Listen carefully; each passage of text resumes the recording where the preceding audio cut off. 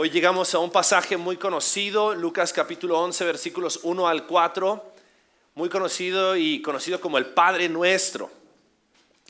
En el 2019 tuvimos una serie que se llamó Enséñanos a orar y estuvimos hablando durante 7 semanas acerca del Padre Nuestro. Hoy vamos a hablar del Padre Nuestro en 35 minutos. Así que vamos a estar dándonos cuenta cómo en este pasaje no vamos a encontrar una oración que tenemos que repetir constantemente, como tal vez en algún momento habrás aprendido en la religión tradicional.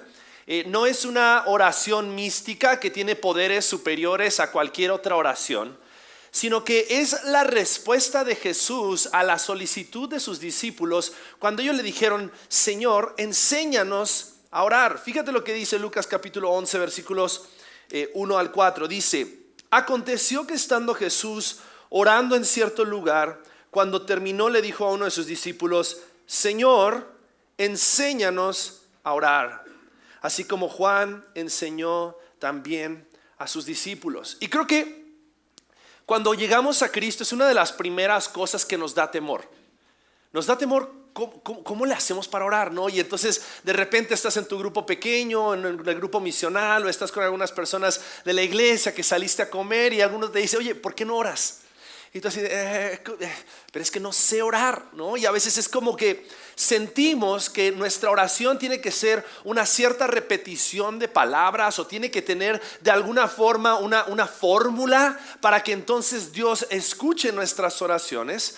Pero la oración no es tanto una fórmula, sino que la oración tiene que ser algo que a nosotros nos lleve a reflexionar en lo que Dios es y lo que Dios ha hecho, para que cuando terminemos de orar salgamos con la esperanza de que aquel Dios que acabamos de invocar tiene el poder para responder a nuestras oraciones. Ese es el propósito de la oración.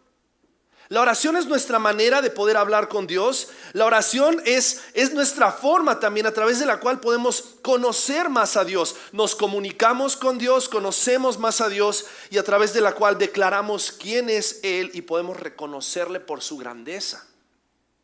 Sabes, la oración no es solamente buscando el bien de nuestros cuerpos, la oración le hace bien a nuestras almas. Porque cuando nosotros oramos, estamos entrando delante de Dios para reconocer que es Dios quien tiene el poder para hacer aquello que en ese momento nuestras almas necesitan. Entonces, quiero que al ver esta oración no lo veamos como aquello que tenemos que repetir, sino que lo veamos como un cómo tenemos que orar, qué tenemos que aprender, qué tenemos que reflexionar cuando estamos orando. Y si podemos resumir todo lo que vamos a ver el día de hoy en una sola frase, esta sería la siguiente: la oración es una forma de conocer a Dios y reconocerle por su grandeza. Fíjate que de ninguna manera la oración es la forma de poder tener lo que yo quiero. La oración no tiene como propósito, porque Dios no es una máquina que tú le echas una moneda, la oración, y entonces te deja caer una lata de refresco. La oración no es eso. La oración tiene que ser algo a través de lo cual yo vengo delante de Dios, reconozco quién es Él, lo conozco más a Él, y por lo tanto, porque lo reconozco y lo conozco, puedo llevar mis peticiones delante de Él y saber que Él va a responder. Y es increíble cómo aquí vamos a darnos cuenta en este pasaje que Jesús quería enseñarle a sus discípulos en el cómo orar. Quería enseñarles a cómo contemplar a Dios y qué cosas podemos contemplar acerca de Dios cuando nosotros oramos.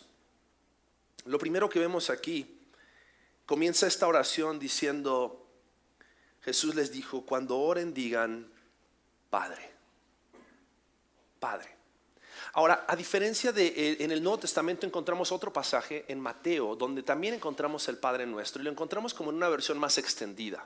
Lucas fue escrito después que Mateo. Lucas ya había leído tal vez el Evangelio según Mateo, y Lucas escribe una versión un poco más compacta, pero al mismo tiempo vamos a darnos cuenta aquí en el Padre Nuestro, o en la oración de Jesús enseñándole a sus discípulos a orar, que lo que Jesús estaba haciendo no era solamente, repito, una fórmula de oración, sino que era aquello que ellos querían, que Él quería que ellos se enfocaran cuando estaban orando. Y lo primero que dice es Padre, Padre. Ahora necesitamos entender que en el contexto judío, los judíos nunca se referían a Dios como Padre. Los judíos siempre se referían a Dios como Elohim, el Dios que es y será antes del principio, como Jehová, y ni siquiera se atrevían a decir el nombre completo de Jehová, del Señor. Ellos tenían temor de decir el nombre del Señor, porque un nombre tan glorioso, ¿cómo ellos mencionar el nombre de Dios? Y conocían a Jehová al Señor por el Señor de los ejércitos, por el Señor nuestra fortaleza, y su posición era una posición de sumisión a Dios. Pero Jesús les dice, cuando oren, llámenlo como Padre. Y esto era algo que Jesús vino a revolucionar, y de hecho los líderes religiosos en ese momento se sintieron atacados cuando Jesús les decía que Él venía a hacer la voluntad de su Padre.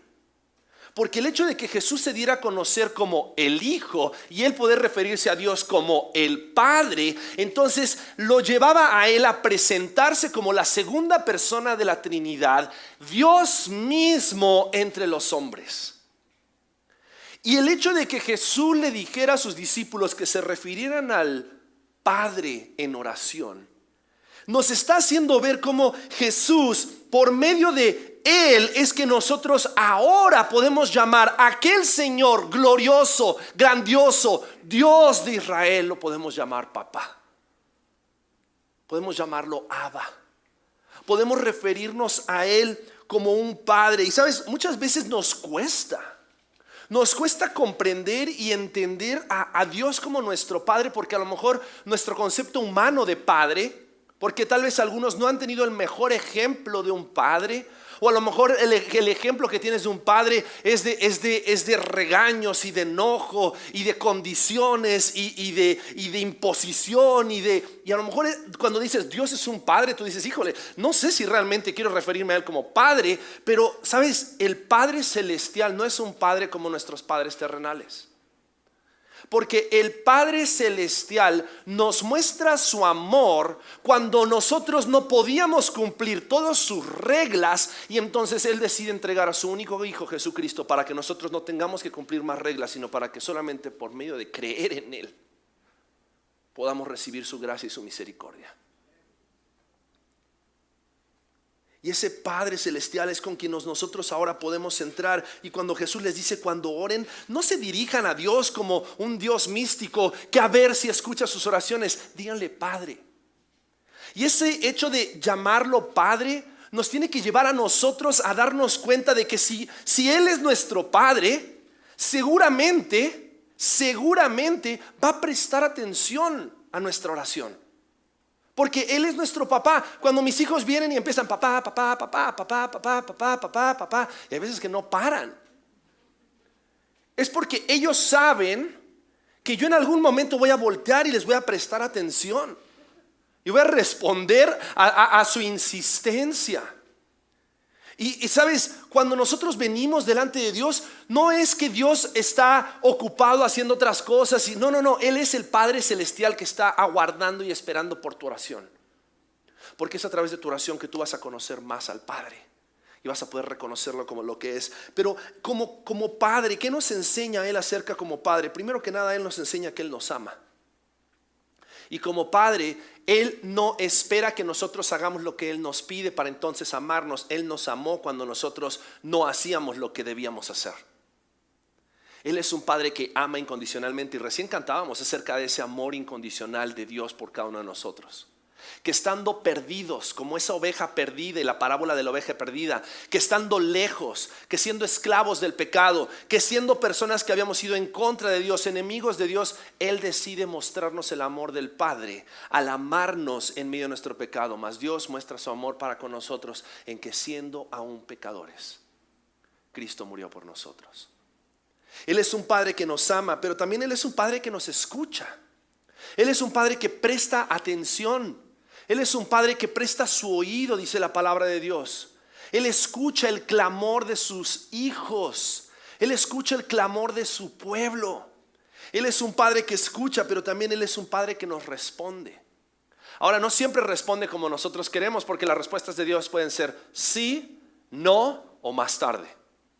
Si mi hijo hoy viene y me dice, papá, tengo hambre, ¿podemos comer? Obviamente yo le voy a decir, sí, claro, si es hora de la comida. Pero si él ya viene comiendo toda la mañana y me dice, quiero comer dulces justo antes de la comida, le voy a decir, no. Si me dice, papá, de 5 años, Gabriel, mi hijo, me dice, papá, quiero tener una moto, más tarde. Tal vez cuando tengas 30 y te la puedas comprar tú solo. Y muchas veces parece que venimos a Dios como Padre esperando que sea como el Padre terrenal que muchas veces hemos manipulado. Pensando de que si insistimos, pensando que si hacemos un berrinche, pensando que si nos tiramos al piso y gritamos, Dios va a responder a nuestras oraciones, cuando en realidad Dios responde a las oraciones porque como buen Padre, Él sabe lo que tú necesitas. Y como buen Padre y sabe lo que tú necesitas, no te va a dar algo que te va a hacer daño. Y muchas veces la respuesta de Dios es no, porque Él sabe lo que es mejor para ti, Él sabe lo que es mejor para mí. Siempre tenemos que confiar en Dios como un Padre, no como un Dios que está allá en su trono esperando que nos equivocamos para lanzarnos un rayo. No, Él es un Padre que nos ama.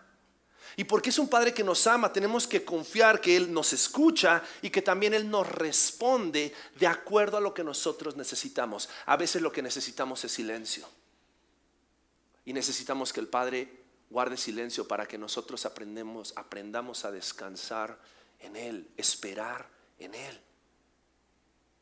Él nos escucha, Él nos responde, Él nos ama. Y Jesús les dice, oren a Él, y cuando oren, digan Padre. Pero lo segundo que dice en este pasaje, dice, santificado sea tu nombre. Y esta segunda cualidad acerca de Dios, Él quiere que sepamos cuál es la relación de Dios con nosotros, una relación como Padre. Y si podemos llamarlo Padre, es solamente por la gracia de Dios y por la obra de Jesucristo. Pero al mismo tiempo, Él quiere que seamos conscientes de la magnificencia de aquel Padre que nosotros tenemos. Sabes, el Padre que tú y yo tenemos es un Dios al cual podemos llamar papá, pero que al mismo tiempo es 3 veces santo. Es un Dios a quien nosotros podemos venir con nuestras necesidades y en nuestras imperfecciones, pero es un Dios que es santo, santo, santo. Y por su santidad, tú y yo podemos entrar como seres imperfectos, porque Él descargó su ira sobre su Hijo en la cruz del Calvario. A veces no llegamos a dimensionar la santidad de Dios porque sentimos, bueno, es que ahora ya no tenemos que vivir en santidad para ser salvos, porque ya Cristo murió en la cruz. Pero entiendes el precio que Cristo tuvo que pagar, porque Él fue despreciado en la cruz del Calvario, desamparado por el Padre, para que tú y yo podamos entrar delante de su presencia. ¿Entiendes? Por eso dice, Padre, santificado sea tu nombre. Que le podamos llamar papá no significa que le podemos faltar al respeto. Que le podamos llamar papá no significa que nosotros podemos hacer de nuestra vida lo que queremos. Él es un Padre amoroso, pero es un Padre amoroso que es 3 veces santo. ¿Sabes que la santidad es el atributo de Dios que más se menciona en toda la Biblia? Hay muchos atributos de Dios que en todo el Antiguo Testamento y en el Nuevo Testamento podemos llegar a conocer, pero su santidad es lo que más se menciona. Y a veces es lo que más despreciamos. Por eso cuando oremos, no solamente recordemos que Él es nuestro Padre, cuando oremos recordemos que nuestro Padre es un Dios santo. Y es un Dios santo por lo tanto, porque Él es un Dios santo y es un Dios que es consistente. Él es 3 veces santo, santo, santo, santo. Él no cambia. Jesucristo no cometió pecado porque Él, como la segunda persona de la Trinidad, Él tenía que demostrar que Él es santo. Pero Él cargó nuestros pecados en la cruz del Calvario para que nosotros entonces podamos disfrutar de su santidad. Y a causa de la muerte de Cristo Jesús en la cruz del Calvario, y ahora que nosotros podemos disfrutar de su santidad, podemos confiar en que Dios es consistente en su santidad y en su poder, en el poder de su Espíritu. Él está obrando en nosotros por medio del Espíritu Santo para que cada vez seamos nosotros más constantes y más consistentes en nuestra santidad. Porque Dios quiere, dice, sed santos como yo soy santo. Él desea que vivamos en santidad. Él sabía que íbamos a volver a pecar, pero por eso mismo nos ha dado al Espíritu Santo, para que el Espíritu Santo obre en nuestras vidas, quiebre nuestro orgullo, rompa esas barreras, esas cadenas de la esclavitud, del pecado, para que nosotros cada día podamos ser más a la imagen de Jesucristo. Ese es el Padre que tenemos, un Padre amoroso, pero un Padre que es santo. Y al reconocer cuán bueno es nuestro Padre y cuán malos podemos llegar a ser como hijos, eso realza mucho más la cualidad del Padre al habernos mostrado su gracia. Porque Él no es un Padre que abandona a sus hijos. Él es un Padre que aún a sus hijos rebeldes vuelve a recibir en su hogar. Porque aún en medio de su santidad, reconocer su santidad y ver su gracia nos va a llevar a examinar las áreas de nuestra vida donde necesitamos la ayuda, la intervención del Espíritu Santo, para que como hijos podamos vivir vidas que sean agradables. No porque necesitemos agradar a Dios, porque Él ya ha sido agradado en la obra perfecta y completa de Cristo Jesús en la cruz. Pero eso no quita nuestra responsabilidad de que nosotros podamos vivir en santidad, en obediencia, en sumisión a su palabra. Por eso al orar tenemos que reconocer que hemos pecado y reconocer que Él es un Dios santo, y que si no fuera por la obra de Cristo Jesús, ninguno de nosotros sería digno de entrar delante de su presencia. Pero abogado tenemos para con el Padre, a Jesucristo el justo. Si alguno hubiere pecado, dice Primera de Juan, abogado tenemos para con el Padre, a Jesucristo el justo. Reconocemos su relación con nosotros al orar, al llamarlo Padre. Reconocemos su magnificencia al declarar su santidad. Pero también reconocemos su dominio. Fíjate cómo dice esta oración. Dice: Padre, santificado sea tu nombre. Y dice: venga tu reino. Recién cantábamos eso, y no sé si sabes lo que eso implica. Porque decir venga tu reino creo que tiene tres implicaciones básicas. Primero que nada, estás diciendo que Dios es rey. Estás diciendo que Dios es rey. Y si Dios es rey, nuestro Padre es el rey. Él es un rey benevolente, Él es un rey bueno, pero también Él es el Rey de reyes que gobierna sobre todos los reinos. Su autoridad es sobre todo reino, sobre el presente y el futuro. Y es un rey quien su reino no tiene fin. Él es el rey. Y sabes, porque Él es el rey, entonces podemos entrar confiadamente delante de Él por la obra y los méritos de Cristo Jesús, quien nos permite ahora ser llamados sus hijos, reconociendo su magnificencia, pero también reconociendo su dominio. Él es el rey de todas las cosas que han sido creadas. Él es el rey de toda la creación. Él es el rey de este mundo. Mi pregunta ¿es Él el rey de tu vida? Porque decir que Él es el rey tiene también esa implicación, porque si Él es el rey de todas las cosas, Él también tiene que ser el rey de nuestros corazones. Él tiene que ser el rey de nuestras vidas. Él tiene que gobernar sobre nuestras conductas. Él tiene que gobernar sobre nuestras actitudes. Él tiene que gobernar sobre todas las cosas, tu matrimonio, tu trabajo, tus emprendimientos, tus sueños. Él es el rey. Porque no solamente al decir venga tu reino estamos diciendo Él es el rey, estamos diciendo tu reino nos conviene. Porque nada de lo que este reino terrenal puede ofrecerte se puede comparar al reino de Dios. Porque este reino terrenal lo único que te promete es éxito y valor temporal, pero el reino de Dios tiene un impacto eterno.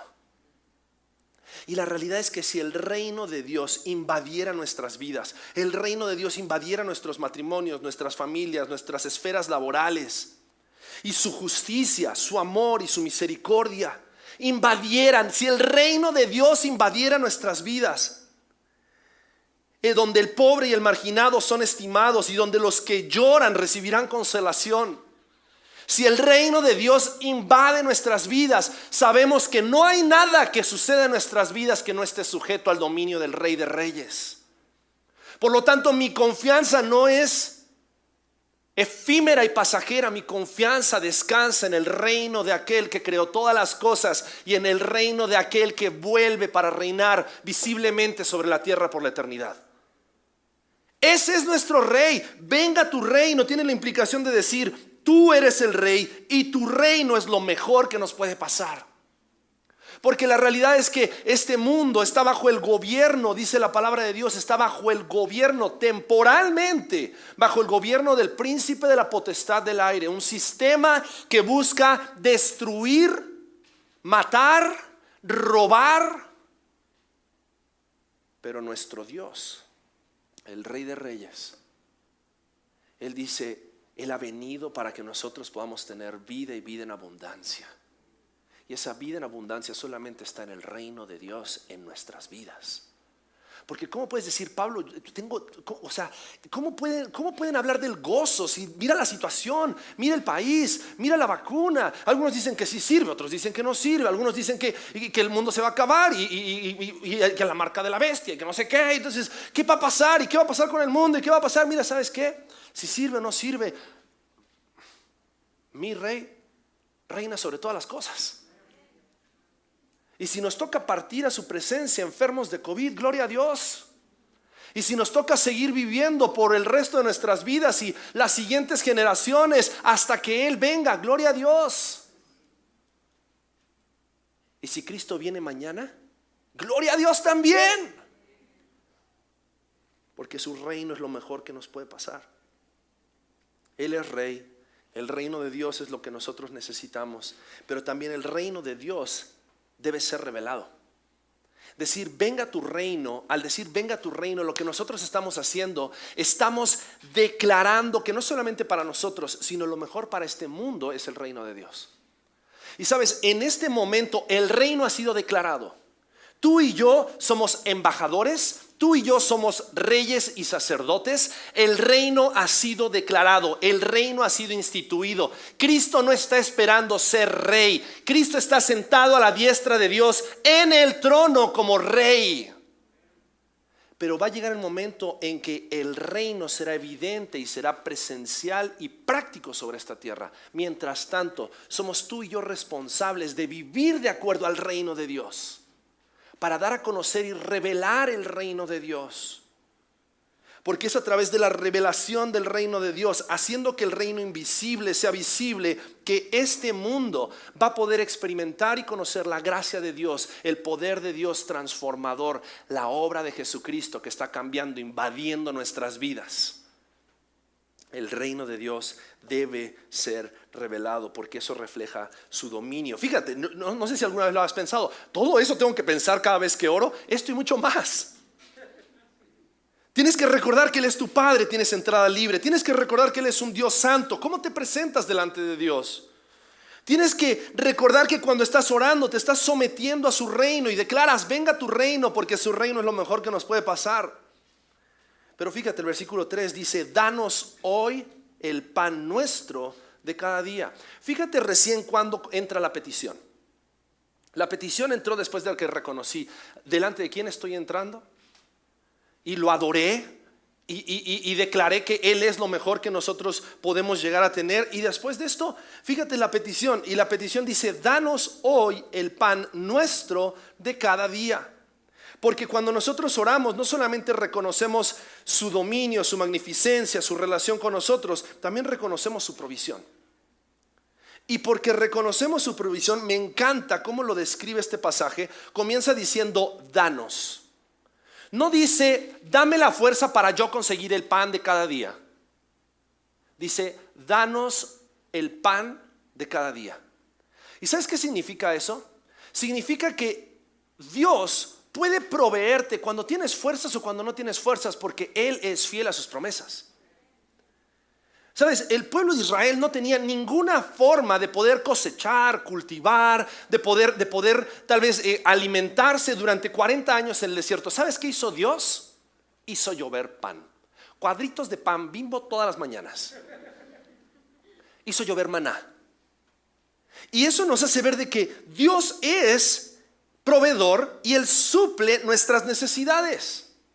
Suple nuestras necesidades, pero también en su provisión. La provisión de Dios siempre es buena. Y tú dices, ay, si Dios les proveía pan, pero el pan tiene gluten y el pan tiene carbohidratos y el pan, déjame explicarte el contexto. Porque en esa época el pan era bueno. En esa época el pan era parte de la dieta esencial del hombre. El pan era tan necesario que fíjate que cuando Elías va a ser alimentado por la viuda de Sarepta, esta viuda tenía una jarra de aceite, pan para cocinar una torta, y no era una torta de jamón, sino era una torta, era lo que ellos hacían, era un pan aplanado, chato, que eso era lo que comían constantemente. Y eso fue lo que Dios utilizó para suplir la necesidad de Elías, fue lo que utilizó para suplir la necesidad del pueblo de Israel en el desierto. Él es un Dios bueno que siempre va a suplir lo que nosotros necesitamos. Y tenemos que darnos cuenta que cuando aquí la oración dice, danos hoy el pan nuestro de cada día, lo que Dios hace es, Él es quien provee, Él provee lo que necesitamos. Y fíjate, dice, danos hoy el pan nuestro de cada día. ¿Sabes cuál es el problema de cada uno de nosotros acerca de la provisión de Dios? Que somos muy mal agradecidos. Somos tan mal agradecidos que a veces podemos llegar a decir, lo que Dios me da es bueno, pero no es suficiente. Y entonces comenzamos a pensar de que nosotros podemos echarle la mano a Dios para poder tener todo lo que nosotros queremos, cuando en realidad Dios está proveyendo lo que nosotros necesitamos. Ahora, como Dios no lo había provisto y a veces podemos llegar a obtener aquello que nosotros queremos, eso termina desviando nuestro corazón. El pueblo de Israel, cuando ellos recibían el maná del cielo, ¿sabes qué sucedía si ellos acumulaban ese pan y lo guardaban para el día siguiente? Se llenaba de gusanos. ¿Sabes qué es lo que Dios está diciéndole al pueblo de Israel? Y lo que Dios nos está diciendo hoy es, yo soy fiel para proveerte hoy, soy fiel para proveerte mañana, así que no te angusties por el día de mañana, mañana traerá su propio afán. Yo soy fiel y proveeré para cada una de tus necesidades hoy en tu vida. Hoy. Mañana también. Entonces, ¿qué te agüitas? ¿Qué te angustias? Y fíjate que siempre el problema del pueblo de Israel y siempre las exhortaciones fuertes que encontramos, por ejemplo, aún la exhortación de Malaquías en el diezmo, es porque ellos quisieron acumular y quisieron guardar y no entendieron que era Dios quien les proveía y que era Dios quien suplía sus necesidades, que después Dios tuvo que traer una disciplina y vació sus graneros. Y todo eso que ellos habían acumulado, Dios se lo llevó. Porque ¿sabes qué? Tu confianza no está en qué tan gorda está tu cuenta de banco. Tu confianza tiene que estar en que Dios provee hoy y va a proveer mañana.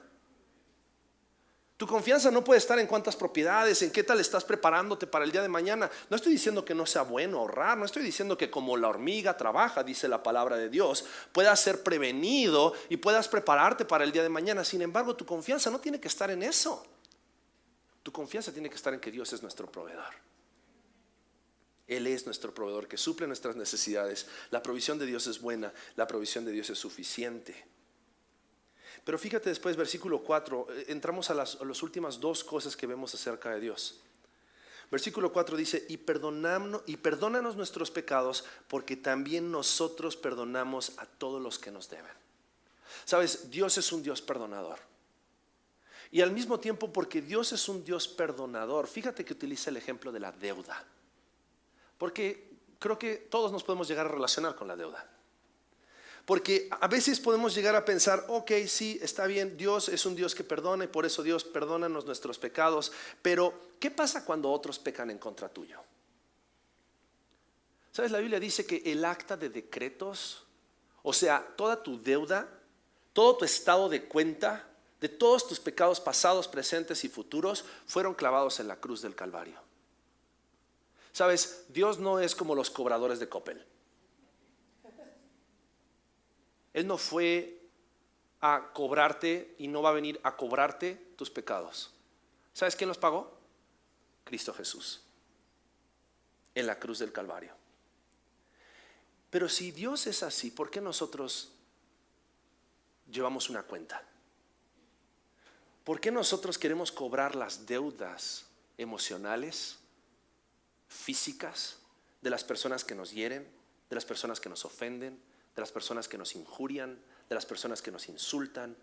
Y que el Espíritu Santo te revele a aquellas personas tal vez que hoy, a causa de la deuda que te ha sido perdonada, la deuda de todos tus pecados, hoy puedas decir: Dios, perdona mis pecados, así como yo he perdonado a aquellos que me deben. Porque una vez que nosotros oramos que venga el reino de Dios a nuestras vidas, el reino de Dios comienza a hacer que nosotros obremos de acuerdo al reino de Dios. Y tenemos que estar dispuestos a entender que su perdón no es solamente para que nosotros disfrutemos esa liberación de la deuda, sino para que también nosotros aprendamos que así como hemos sido perdonados en Cristo Jesús, también nosotros tenemos que perdonar a las demás personas. ¿Sabes? Creo que es una de las cosas que más esclaviza al hombre también el día de hoy. No solamente el amor al dinero, sino el amor a sí mismo. Y a causa de que nos amamos más que lo que amamos a nuestro prójimo, decidimos no perdonar. Y creo que ahí es donde al orar, nosotros al reconocer que Dios es un Dios perdonador, ¿cómo entonces nosotros nos podemos llegar a sentir que tenemos el derecho de cobrarle la deuda a otro? Jesús habló de una parábola de un hombre que le había sido perdonada una gran deuda, pero que después de que le había sido perdonada esta gran deuda, fue a cobrarle a sus deudores, e inclusive los fue y los metió a la cárcel a causa de las deudas que tenían con él. El evangelio del reino nos hace ver otra cosa diferente. El evangelio del reino nos hace ver que así como hemos sido perdonados, al pedir perdón y confesar nuestros pecados, nos estamos recordando que así como hemos sido perdonados, también nosotros tenemos que perdonar a otros. Fíjate cómo el Padre Nuestro no solamente nos hace contemplar a Dios, nos hace contemplar la realidad de nuestros corazones. Y por último dice el pasaje: y no nos metas en tentación.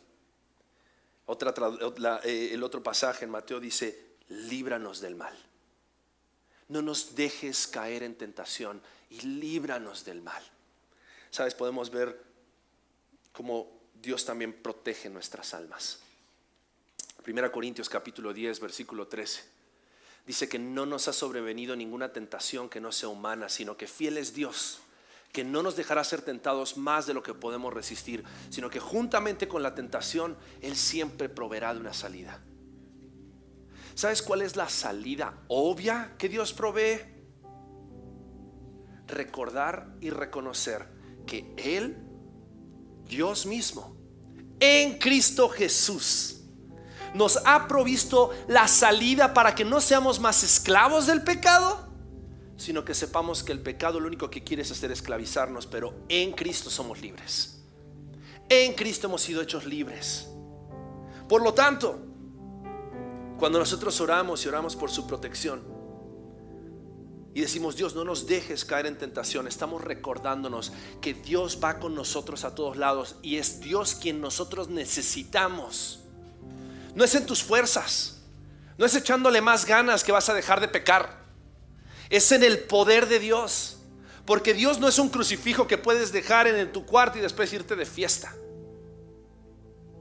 Dios va contigo a todos lados y Él está ahí dispuesto a cuidarte, a protegerte, a fortalecerte, a recordarte la obra de Cristo Jesús en la cruz, para que entonces tú desprecies el pecado y abraces su santidad. La oración, enséñanos a orar. La oración es una forma de conocer a Dios y reconocerle por su grandeza. Tan grande es Dios que a través de la oración Él ha provisto que nosotros podamos conocerle más, y al conocerle más y conocerle tanto, nuestras vidas se rindan por completo a su reino, para que el reino de Dios invada por completo nuestras vidas, el reino de Dios invada por completo cada una de las esferas donde nosotros nos movemos. Qué hermoso es que la oración no solamente es aquello que nosotros hacemos para pedir, la oración es aquello a través de lo cual Dios se revela a nosotros. Nos revela su gloria, nos revela su grandeza, nos revela su magnificencia, nos revela su amor, nos revela su dominio, nos revela su provisión, nos revela su perdón, nos revela su protección. Todo eso, cada vez que oramos. Entonces, ¿cómo no orar? ¿Cómo no orar? Si cada vez que entramos delante de la presencia de Dios, Dios nos demuestra de nuevo el evangelio y nos muestra cómo es por medio de Cristo que nosotros podemos disfrutar de esta relación preciosa con Él. Entonces quiero invitarte a cerrar tus ojos y quiero invitarte a reflexionar. ¿Cuáles son aquellas razones por las cuales no oras? Tal vez no oras porque aún no has entendido que Dios es tu Padre. Hoy Dios, por medio de Cristo Jesús, quiere invitarte a ser parte de la familia de Dios para que tú puedas disfrutar de la paternidad del Padre perfecto que nunca falla. Tal vez no oras porque sientes que Dios es demasiado santo. Sí, Dios es santo, 3 veces santo, pero por medio de Cristo Jesús Él quiere invitarte delante de su trono para que tengas audiencia con ese Dios 3 veces santo, porque Él es un Padre que quiere escuchar tus oraciones. No oras porque tal vez dices: es que no sé realmente si Dios tiene la capacidad de responder a mi oración. ¿Sabes qué? Dios es un Dios que domina, reina sobre todas las cosas, y su reino invade tu vida cada vez que tú dependes y confías en Él. Tal vez no oras porque Dios no te ha dado lo que tú has pedido. Oraste por mucho tiempo y te cansaste de pedir porque Dios no respondió a tu oración, porque sientes que Dios no ha provisto lo que tú necesitas. ¿Sabes qué? Él ha provisto exactamente todo lo que tú necesitas el día de hoy. Pablo le dijo a los filipenses, les dijo: mi Dios pues suplirá todo lo que os falte conforme a sus riquezas en gloria. Tu Dios es un Dios rico que provee ricamente, pero tal vez lo que tú necesitas hoy no es riqueza, tal vez lo que necesitas es escasez. Y es a través de la escasez que Dios te va a enseñar a confiar en Él y depender de Él, para entonces, una vez que confías y dependes en Él, poder darte todo aquello que Dios ya tiene planeado y Él ha provisto. Tal vez no oras porque te sientes indigno y dices: Dios no puede perdonarme. Dios te puede perdonar. Y tanto te quiere perdonar que Él quiere que tú experimentes su perdón para que entonces puedas perdonar a otros. Tal vez no oras porque dices: he orado muchas veces, he caído muchas veces.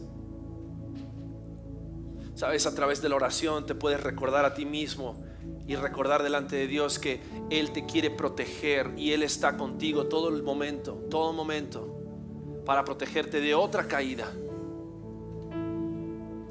¿Sabes qué necesitas? Orar sin cesar, orar sin parar, orar constantemente, entrando confiadamente delante de Dios, no por nuestros méritos, no porque seamos dignos. Orar porque en Cristo Jesús te invita y te dice: Él quiere escuchar tu oración. Llámalo Padre,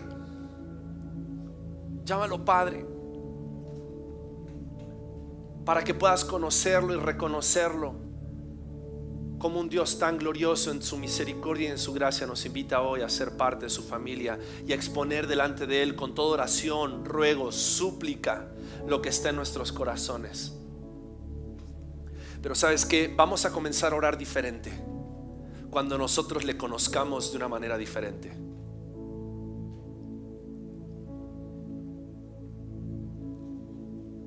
Padre, revélanos tu grandeza, revélanos tu magnificencia, revélanos tu paternidad, revélanos cómo eres un Dios proveedor, protector, perdonador, cómo eres un Dios que es rey sobre todas las cosas y que al mismo tiempo te acercas a nosotros como un padre se acerca a sus hijos. Inclinas tu oído, te arrodillas para escuchar el susurro de nuestra oración cuando no tenemos fuerzas, cuando estamos enojados, Cuando clamamos desesperadamente, tú prestas tu oído, inclinas tu oído para escuchar el clamor de tus hijos. Padre, que podamos crecer en la oración, que podamos desear conocerte más a través de la oración, depender cada día más de ti. Cuánto te necesitamos, Dios. Tal vez una de las razones por las cuales también menos oramos es porque no queremos que tu reino invada nuestras vidas. Dios, invade cada esquina de nuestras vidas, porque tu reino es lo mejor que nos puede pasar.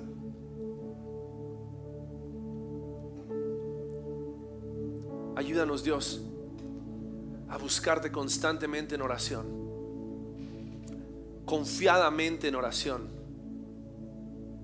conscientemente en oración. Revélate a nosotros, Señor, y que esa revelación nos lleve a desearte, desear estar cada vez más tiempo delante de ti en tu presencia.